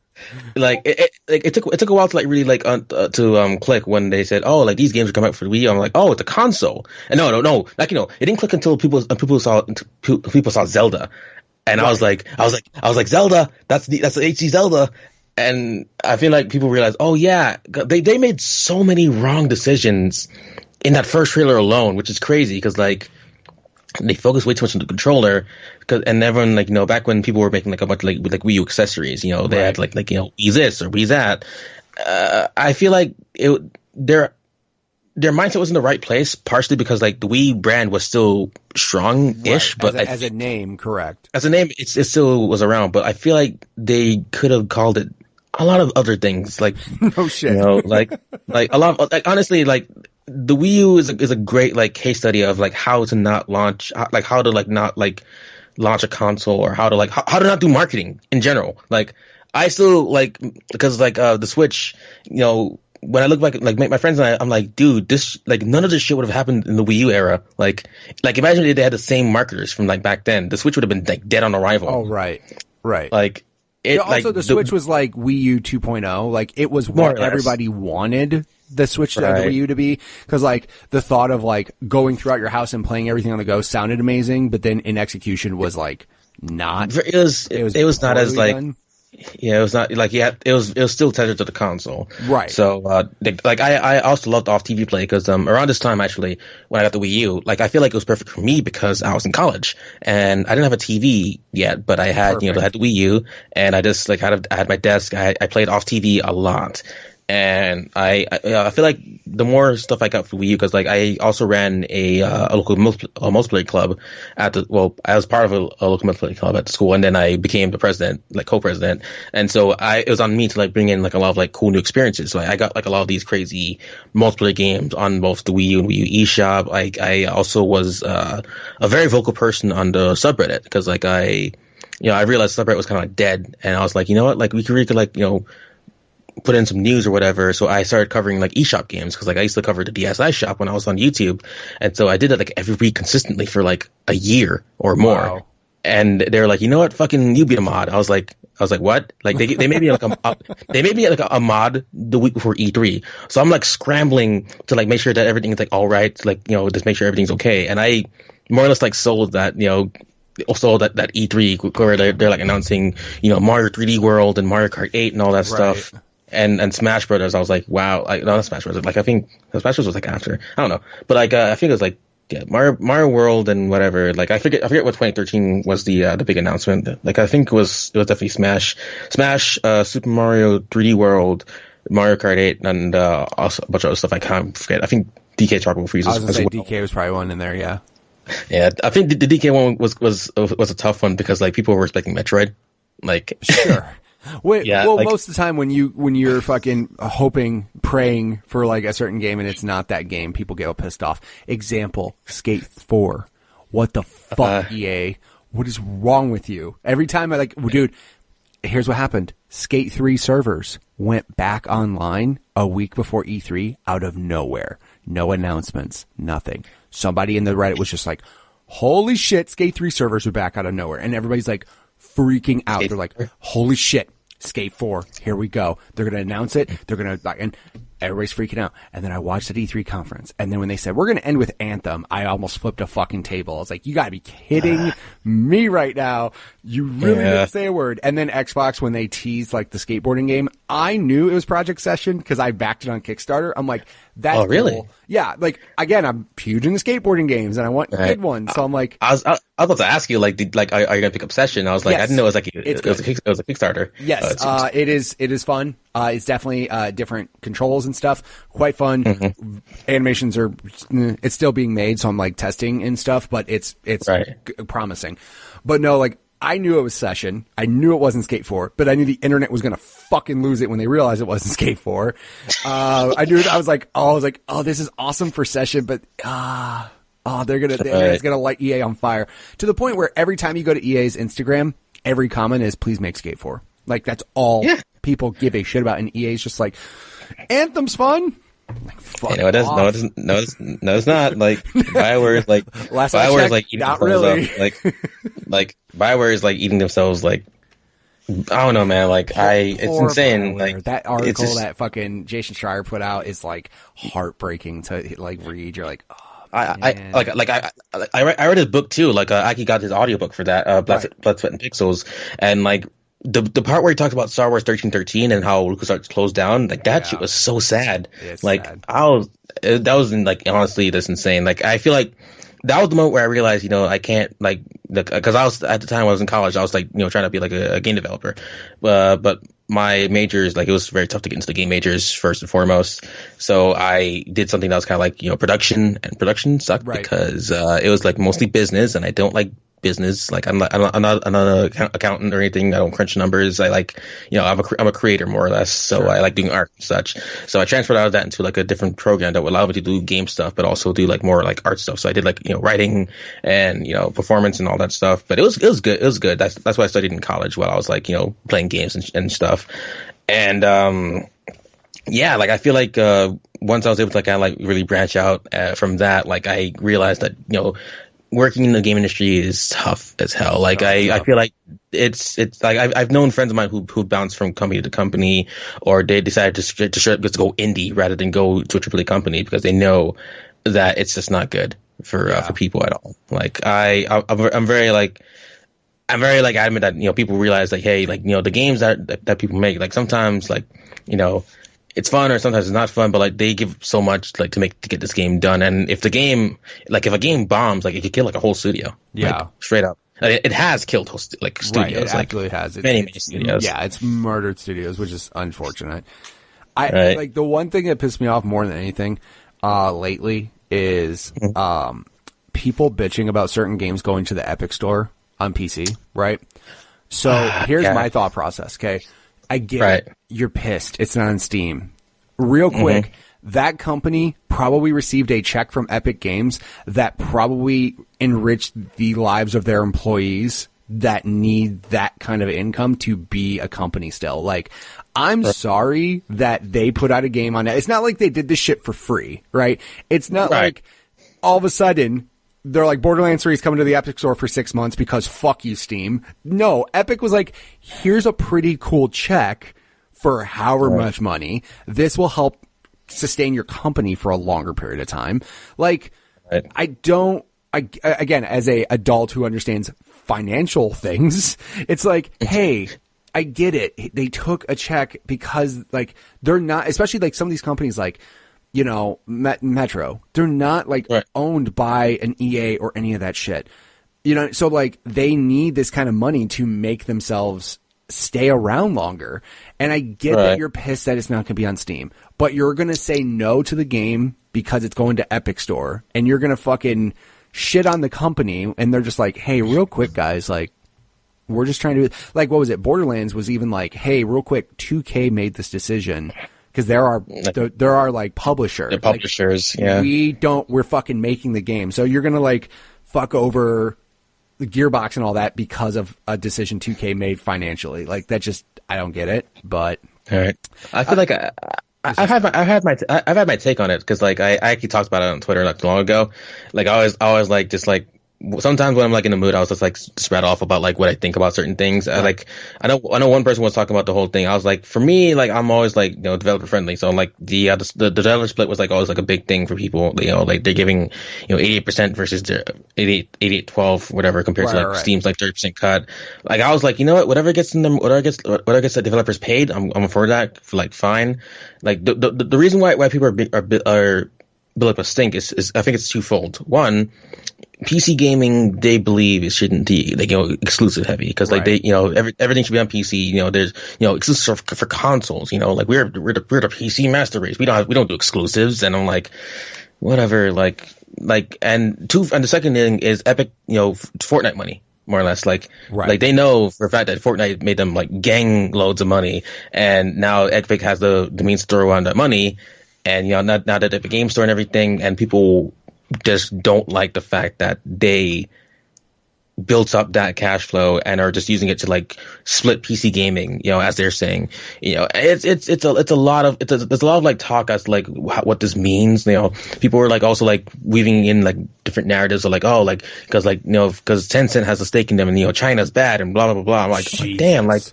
It gets like really absurd to the point where like I'm like, guys, it's fucking video games. Like, god damn it, just shut up.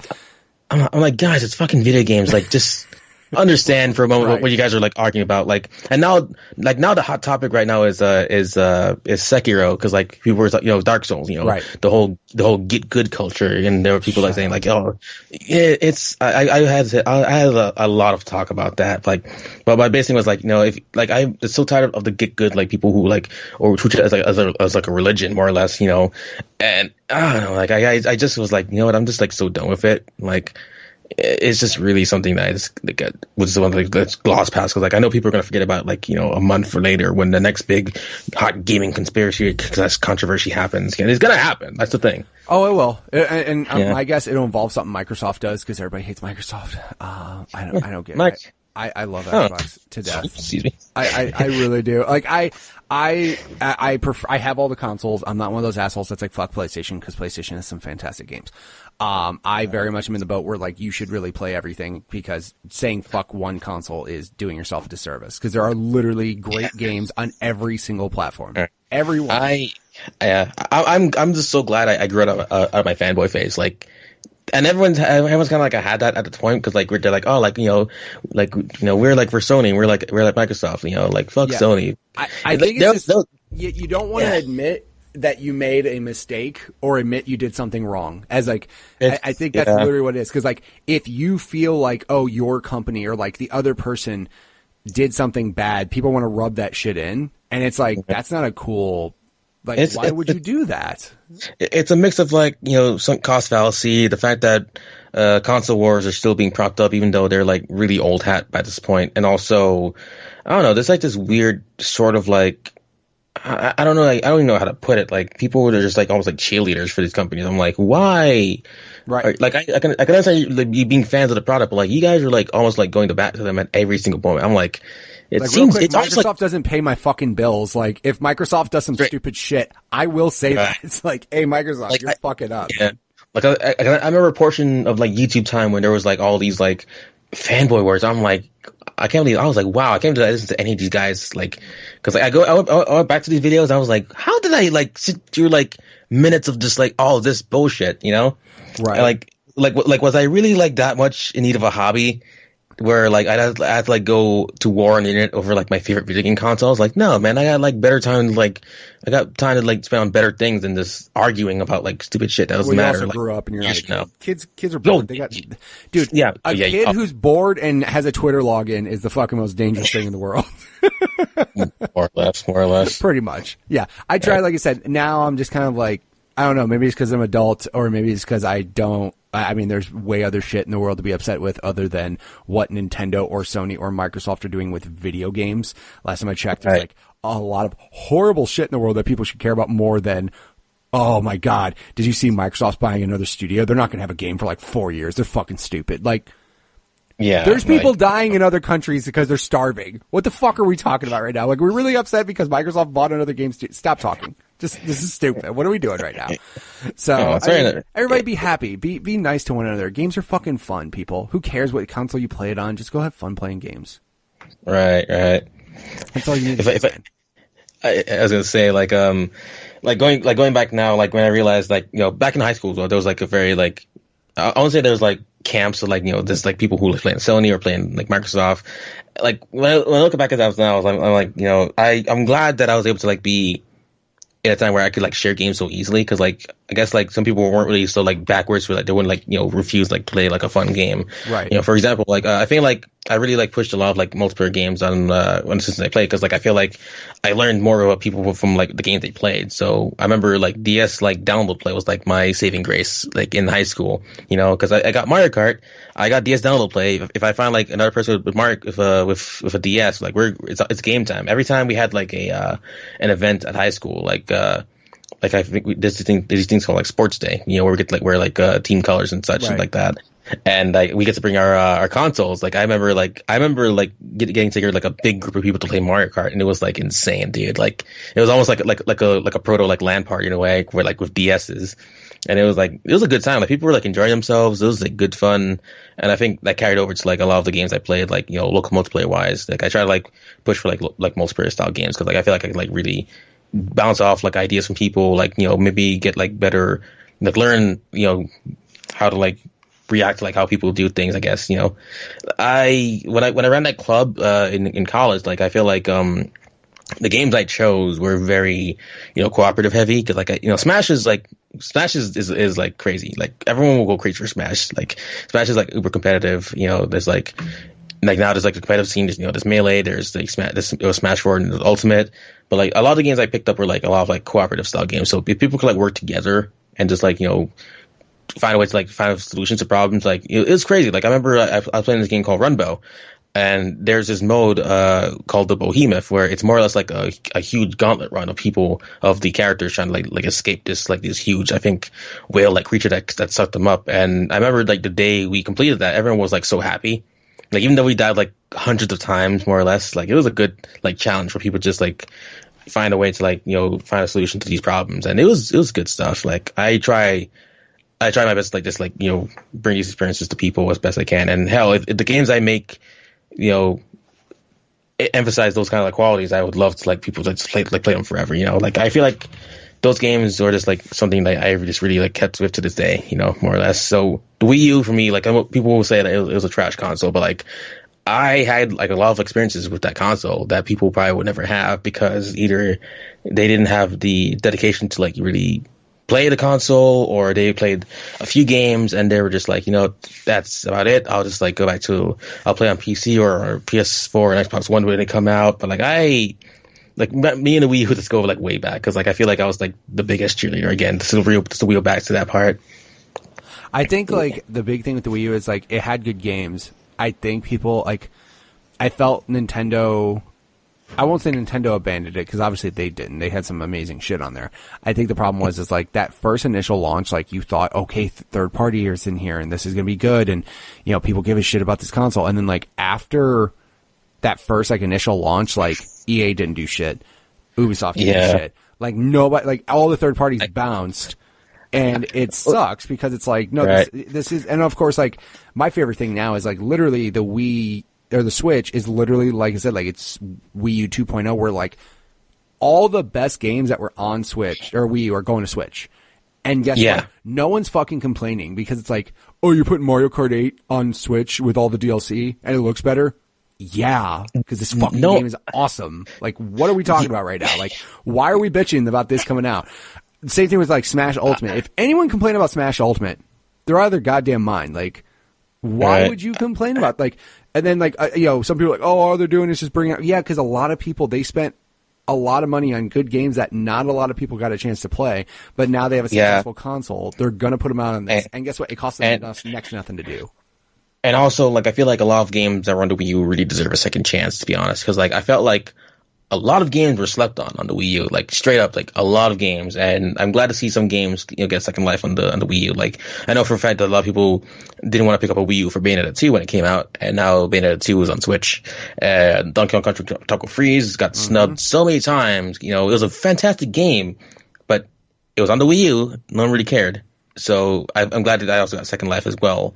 So I feel like I remember specifically Iwata, in one of his talks, he was saying, like they don't want to like abandon the Wii U audience. Like they were very committed to like putting out the best games they can, and I feel like they held up there in the bargain to me because like I was like a Wii U diehard more or less, right? Up until like things were kind of like trailing off. I built a PC in 2016, and I was like I was doing more PC gaming since I have like a huge Steam library that I was building up because Humble Bundle was like a thing, and I get like a lot of games, but also like I felt satisfied. I didn't feel like I was like being ripped off or anything. I was like, why do you want to be like so insular about like, what, like, why are they doing this thing? I was like, people didn't play these games. They should be able to play these games. Again, like you said, they cost next to nothing. Like it helps like boost up their launch lineup for sure. It really, I feel like they definitely learned a lot from the Wii U errors because like a lot of things that they did right. Like definitely were like huge, right? Like the marketing, they got the name on point from day one. The Switch, like the click thing, that happened day one. Like when people like the Switch, like it was a click, it was the logo, the red and everything. Like the branding was like on point there, and they really like. I tell anyone like look at the first Wii U trailer, and then look at the first Switch trailer. Which one like resonates to you more? And right. Everyone will say the Switch, like, because it just stood out a lot more because they communicated what it was then. And so I feel like they definitely deserve that chance at a do-over because I feel like at the time there was a lot that was just like not going well for them in general.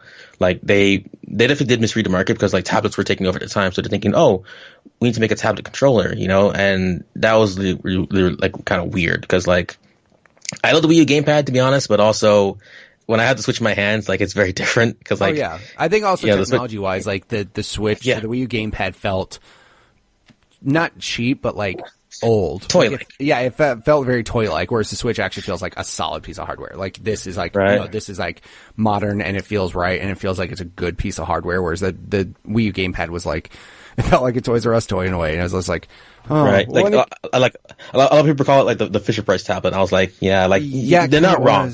Yeah, I mean, they're not wrong. They're not wrong. Like I was like, like it's a silly insult, but like it really kind of had that aesthetic to it. But regardless, that's like the past now. Because like honestly, it's kind of weird now because like that the Wii U was like a thing because like the Switch has been such a big success that the Wii U almost like faded away. It's almost like people they like wanted to more or get less rid of that away from that so fast. Once the Switch took off and like did well, they were like, we need to get the fuck away from this thing. Well, yeah, they cut production like pretty quickly, and I remember like 2016 was like one of the Wii U's like worst years in general because they were doing like all spin-offs because like they kind of were like putting everything on the Switch. Like they were like, we're not gonna put this on the Wii U. The last big game was obviously Breath of the Wild, and I feel like that was the best final send out to the Wii U because they had 100%. Even though it was also on Switch. Because like we gave like this is our last published game, but it's our last like really big game. They could have easily said like we're doing a Switch version. Switch only. Yeah, exactly. They could have easily done that, but they didn't. They could have easily done that, but no, like I feel like that's one thing I'll give Nintendo props for. Like they don't go out of their way to backstab or like make their customers feel like shit like at all. Like they'll stand by them like by their word, like. And I feel like as a customer of the Wii U, as a Wii U customer, I was satisfied. Like all games I had, they're great, and people get to experience them on Switch now, which is great. I haven't double dipped on many of them. The only one I got again was actually Mario Kart 8 Deluxe because I'm a huge Mario Kart fan. Dude, it's so good. Like honestly, it's so fucking good. Oh no! I remember the first time I got to play the Switch because they had the event in New York in January.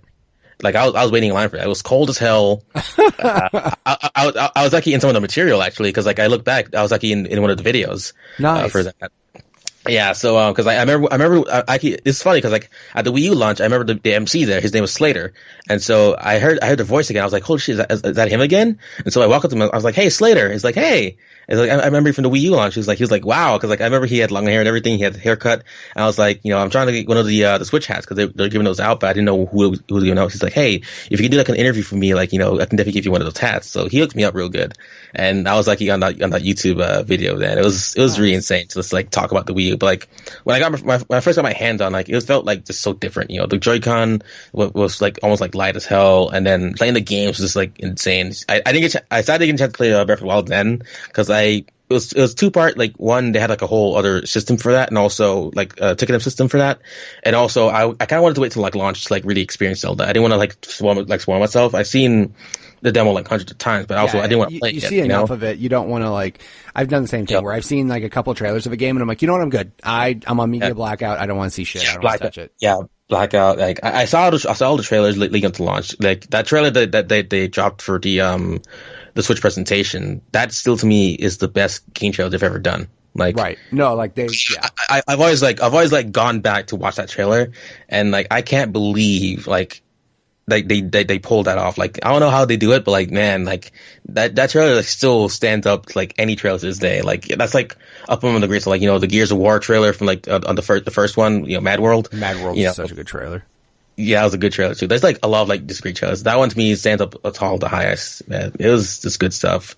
So yeah, like I guess like once I transitioned, like, I guess from Wii U to Switch, because, like, I was also, like, again, I told you I was on the Wii U moderating team on the subreddit, and I managed, like, a great team of people. Like, we got, for me, like, I got to really understand indies then, because, like, back then, it was mostly Nintendo, random third parties, and I think people don't realize that, now that the indies are on Switch now, but people don't realize that they actually started that on the Wii U. Right. Where they started to, like, really reach out more to the indies, and I actually got a chance to really to get, like, a lot of, like, AMAs, on the subreddit with all like great developers, and I think that was definitely a huge turning point because I realized these guys, like these indie developers, are really something else. Like I mean, I was in college, I knew like developers like that are doing PC stuff like in their spare time, but I also like seeing these developers like do their thing. I was like I'm like just like you, I understand like how you guys feel, like what are you guys doing, like how does it feel to be on the Nintendo console? They're like it's great, like there were like Kickstarter projects being announced every so often. There's like, hey, we're gonna have like a Wii U stretch goal,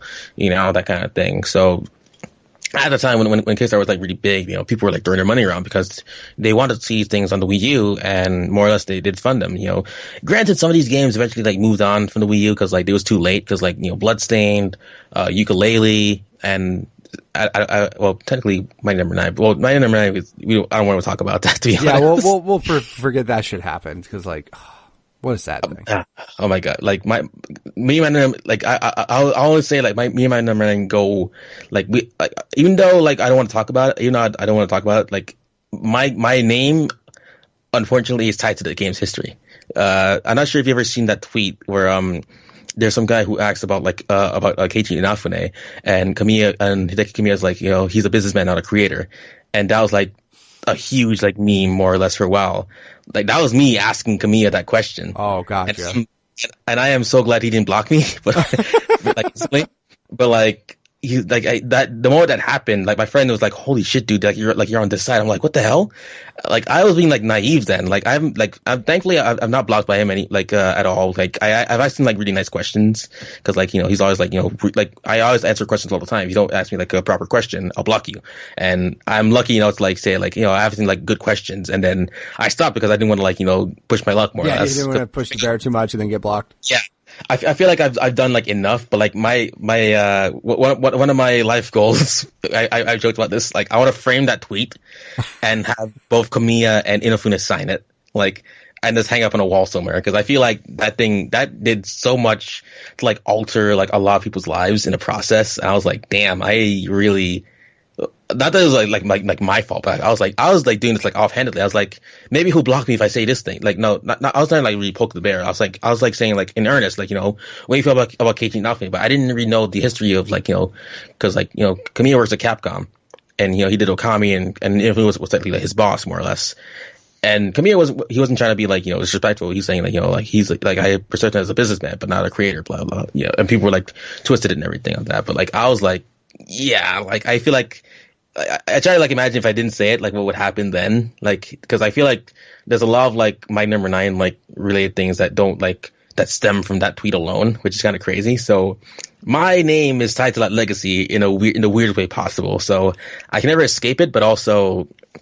My number 9 just fucking sucks. It does. It's not a very good game. I remember like Colin Moriarty was such a big Mega Man fan, and I remember he was like I remember him playing it, and he's just like, he's just like that sigh of like bummed, just like, oh fuck, it's not that good. He was just like so sad. He's just like, oh man. I had the worst version of the game. The Wii U version was actually the worst version of the game. Right. Oh yeah. Didn't God. it almost not happen too? Because they were just like, we're not even going to bother with this. No. Like, I think the Wii U version came out, but like the 3DS and Vita versions have never come out. That's the one. Yeah, 3DS and Vita. That was the one. Yeah. The one thing I'm glad for is that my name isn't in the credits, so I got away with that. Yes, you got away with that, right? Because I thought I sent my name with a survey. I'm like, back when people were like naive and like saying, oh, like this is gonna be like the revival of Mega Man because fuck Capcom, and we're like, right. Okay, we'll just like forget all about that, you know? Let's pretend that happened. So that actually leads into one question I was gonna ask, which I don't know if this answers that question. What is the worst game you bought with your own money? I guess that would count, wouldn't it? Actually, yeah. Because like here's the thing, I backed the game for $40. Because I actually wanted the soundtrack because the Manami Matsume, I think she did the soundtrack for Mega Man 2. So I'm thinking, the soundtrack would be like really dope. The main theme, honestly, I actually still love the main theme for my number 9. But man, like I guess that is my worst game, to be honest, because I backed it on Kickstarter, like thinking that we're gonna get like a revival of Mega Man because Mega Man at that point was like dead, and then all I got was like a meme. Like I'm typing a legacy, and now I'm like, wow, like one like offhanded thing I did more or less caused like a whole like social media backlash / meme culture around Might Number 9. Like if you ever Google Might Number 9, that quote is gonna come up every single time. Like I swear to you, like, or if you type in like the words "Inafune is a," it will all come to businessman. And I'm like, oh shit. I was like, I tested it myself. I was like, oh shit, like you can't be serious. Like, I guess that did answer the question. Like I didn't even think about, because I was like, what game did I really buy my money that I didn't like? I was like, that really was the game that I didn't like. Like, I'm not gonna lie. Yeah, I think I walked into that one. Yeah, I mean, but again, like that. Sometimes, like I said, you get hyped on a game and you go to play it, and it fucking sucks. It fucking sucks. Yeah, that sometimes happens. So, yeah. I mean, I backed better Kickstarter projects. Like I backed Shovel Knight, and that game has been delivering Amazing. In spades. Yeah, absolutely. Shovel Knight was great. Like I said, I backed Sessions, and like so far, it's cool. It's promising. So I'm not. Again. Right. I will wait to see what happens when it actually comes out. But again, if it's a decent skateboarding game, you're gonna, believe I'm gonna play it. I'm gonna play it too. I love skateboarding games. Like, absolutely, that's not wrong with that. Nowadays, obviously, you're streaming and stuff. If people wanted to check out any of the cool things that you do on the internet today, besides pissing off Inafune, what would you, where would they go for that? Well, typically, like I tweet a lot, so. Sylverstone 14 is my name. So Sylverstone 14, Twitter.com/Sylverstone14 for all my daily hot takes, dumb stuff that I post every day. Of course, I stream on Twitch, twitch.tv/Sylverstone14. I also do like a lot of like, I guess, artwork. More or less, it's all centralized on my website, which is silversedge.com, SYLVER. Yeah, that's, most people think it's like SI, but like it's actually SY. But, yeah, I mean, actually, no, not even like it's unique, and also it's part of my you saw my last name in the Skype, like that's like my actual last name, like right, not Khandr, but you saw the SYLVA. Yeah, I did. That is my real last name, and then I just fused it, like, and the lore behind that again, just like putting like a little extra one is that there's a community like near to where I live called Sylverstone with an I, so I'm thinking, oh cool, like that, I'll just put in like the SY and just like take it over as my name. And that's kind of like how that became how it came to be. That's like my gamer identity, that kind of thing. But it's more of like a pseudonym now that I use. Like more example, like most times, like I will not introduce myself as my real name. I'll just say like my name is Sylverstone Khandr, and like people will believe you if you're convincing. And I've been very convincing with that name.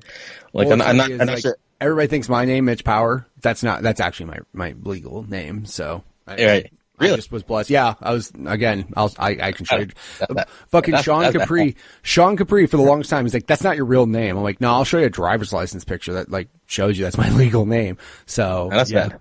That's badass, man. Like, yeah, I should be a superhero or a motivational speaker, and I'm like neither. I'm just some fucking clown on the internet doing a podcast. So it's all right. That's fine. That's totally fine. Nothing wrong with that. Well, dude, thank you for being on the show. Thank you for sharing all of your awesome stories with me, and I really, really do appreciate it. No problem. No problem. Thank you. Thank you very much. And again, thank you, Sylverstone, for being on the show. Guys, if you want to check him out on Twitter, go ahead and follow him at Sylverstone14. That's Sylverstone 14. Of course, you could also check out his website, Silver's Edge. Same way I just spelled silver for his Twitter, but silversedge.com. Guys, if you want to be on the show just like he was, send me a tweet at MitchPower1116 on Twitter, or at the podcast Twitter page, which is at GUG Podcast on Twitter. Of course, we also have a Facebook group. Go ahead and search up Growing Up Gaming on Facebook or on YouTube at GUGpodcast.com. Guys, thank you so much for every week for listening to the show. The best part is that I actually met this man because somebody I had on the show introduced me to all these other people, and that's exactly what I want. I want to hear everybody's stories. So guys, feel free to share the show with everybody. If you know somebody who's out there, like a streamer who may not, everybody may not know as much about them, or just anybody out there, I want to get everybody's input and hear everybody's stories, because everybody's got some unique stuff to share, and I just want to spread that out there and get everybody listening to everybody's stories. So thank you guys so much for listening. Don't forget to subscribe on all the different platforms I had just mentioned. Leave a review on iTunes.